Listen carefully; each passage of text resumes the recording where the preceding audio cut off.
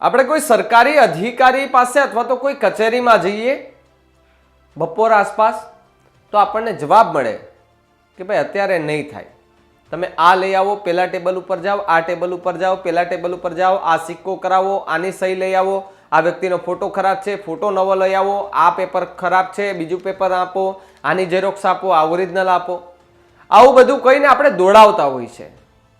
પણ આજે એક વાત કરવી છે કે જ્યાં માર્ગ અને મકાન વિભાગની કચેરીમાં અધિકારીઓ આરામ ફરમાવતા જોવા મળ્યા, તો મને લાગે આ જનતાના કામ તો શું કરવાના.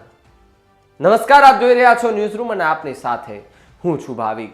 પહેલા તો તમે અમારી ચેનલને સબસ્ક્રાઇબ ન કરી હોય તો અમારી ચેનલને સબસ્ક્રાઇબ કરો, બેલ આઇકનને દબાવો, જેથી કરીને પડે પડના સચોટ સમાચાર તમને તમારા મોબાઈલ પર તરત જ મળી રહે. વાત ધાંગધ્રાની કરવી છે. ધાંગધ્રામાં માર્ગ અને મકાન વિભાગની કચેરીમાં અધિકારી આરામ ફરમાવતા હોય તેવો વિડીયો સોશિયલ મીડિયા પર વાયરલ થયો છે. શહેરમાં આવેલી કચેરીમાં એક વ્યક્તિ આરામ ફરમાવતા હોય તેવો વિડીયો વાયરલ થયો છે. સાહેબ, બીજી વસ્તુ એ પણ કહી દઉં કે આ જે સરકારી કચેરીઓ છે તે કોઈના બાપની જાગીર નથી કે તમારા બાપની જગ્યા નથી. સરકારી જગ્યા છે, સરકારી પ્રોપર્ટી છે અને ત્યાં કોઈ એક ચેમ્બરની ઓફિસમાં ત્યાં કોઈ અધિકારી કે કોઈ વ્યક્તિ ન બેઠો હોય છતાં પણ લાઇટો ચાલુ હોય, પંખા ચાલુ હોય. આનું લાઇટ બિલ કોણ ભરે? એ પ્રજાના ટેક્સના પૈસા લેવાય, એમાંથી એ લાઇટ બિલો ભરાય. આ કોઈની બાપની જાગીર નથી ભાઈ. એ અધિકારીઓને સલાહ આપું છું, તમારી કેબિનમાંથી નીકળતા પહેલા છે ને બધું બંધ કરીને નીકળો. તમારે નથી ભરવાના એ પૈસા, એ જનતાના ટેક્સના પૈસા છે. એ ટેક્સના પૈસામાંથી તમને પગારો ચૂકવાય છે, એ લાઇટ બિલો ભરાય છે. આવા કિસ્સાઓ અનેક વખત સામે આવે છે. અધિકારીઓ શું કરે? 10 વાગે 11 વાગે આવવાનું, 5 વાગ્યા સુધીની ડ્યુટી હોય કદાચ. લોકોના કામ તો ક્યારે કરે મને નથી ખબર. માત્ર ને માત્ર આવા અધિકારીઓ ધક્કા ખવડાવે. આ આખી કચેરીમાં બધા ટેબલો ખાલી અને નિંદ્રામાં માણી રહેલા એ વ્યક્તિનો વિડીયો સોશિયલ મીડિયા પર વાયરલ થયો છે. નાયબ કાર્યપાલ ઇજનેરની કચેરી પંચાયત પેટા વિભાગ ધાંગધ્રાનો આ વિડીયો હોવાનો ખુલાસો થયો છે. કામકાજ દરમિયાન કચેરીમાં ટેબલ ખાલી ખમ અને આરામ ફરમાવતો વિડીયો વાયરલ થયો છે. પેલા વિડીયો જુઓ તમે કે જેમાં એક વ્યક્તિ ટેબલ ઉપર ને મસ્તીનો આરામ ફરમાવે છે.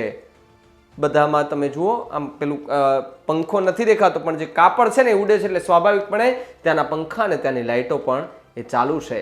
હવે તમારું આ બિલ છે, એ બિલ કોણ ભરશે? તમે ભરશો? જુઓ પેલા એ વિડીયો કે જેની અંદર આરામ ફરમાવતા અધિકારીઓ જોવા મળ્યા.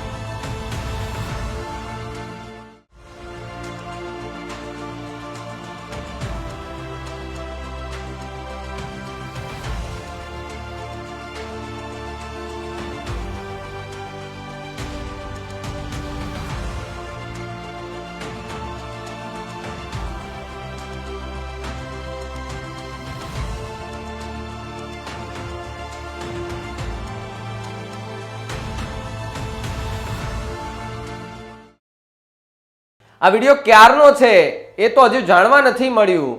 હાલ તો આ વિડીયો વાયરલ થતા સરકારી બાબુઓની કચેરી સામે સવાલો ઉભો થયા છે અને ન્યૂઝરૂમ આ વિડીયો છે, વાયરલ વિડીયોની પુષ્ટિ નથી કરતું. પરંતુ એક વાત સ્પષ્ટપણે સાબિત થાય છે કે ધ્રાંગધ્રાની અંદર જ્યાં સોશિયલ મીડિયા પર જે વિડીયો વાયરલ થયો છે, આવા વિડીયો અનેક વખત આવતા હોય છે, અનેક કચેરીમાંથી આવતા હોય છે. ત્યારે સવાલો એ થાય છે કે માત્ર આરામ તો તમે રાતે શું કરો છો ભાઈ? રાતે આરામ નહીં કરતા હોય? આ ઘરમાં ટકવા નહીં દેતા હોય આ લોકોને? બસ સવાલ એ ઉભા થાય છે. તો ઓફિસમાં આવો છો, તમારા કામના ટાઈમે તમે કામ કરો ભાઈ. તમારે આરામ જ કરવો હોય તો તમે હું કામને નોકરી કરો? વયા જાઓ, હુઈ જાઓ ઘરે. સાહેબ, સરકારી કચેરી આ કોઈના બાપની જાગીર નથી હોતી, નથી તમારી હોતી. માત્ર તમે જ્યાં સુધી ત્યાં કામ કરો છો ત્યાર પૂરતી તમારી એ ચેર ખુરચી હોય છે. તમે ઘરે વયા ગયા પછી એ ચેરેય તમારી નથી રહેતી અને ચેર જતા વારેય નથી લાગતી.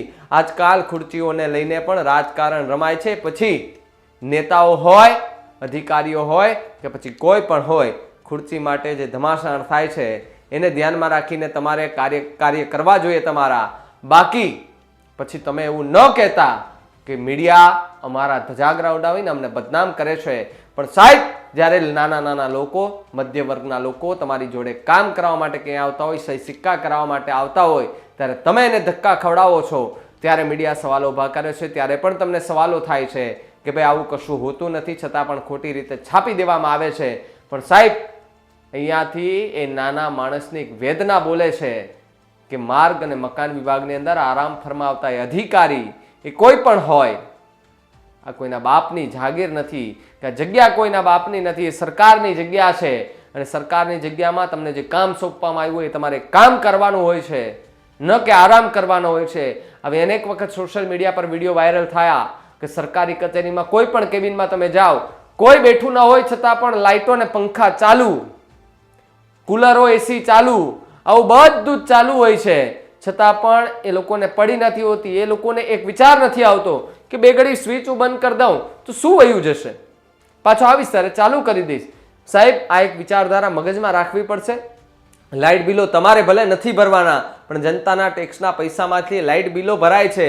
જનતા પૈસા આપે છે ને એમાંથી તમને પગાર ચૂકવાય છે ને એમાંથી લાઇટ બિલો ભરાય છે.